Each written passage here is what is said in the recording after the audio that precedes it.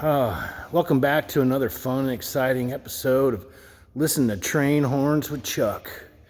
Today we are in my nephew's shop, and I'm not sure if you can see it, but way up here is a train horn, and it's hooked up to a compressor. Give us a little, hey Tom, give us a little horn for the ladies.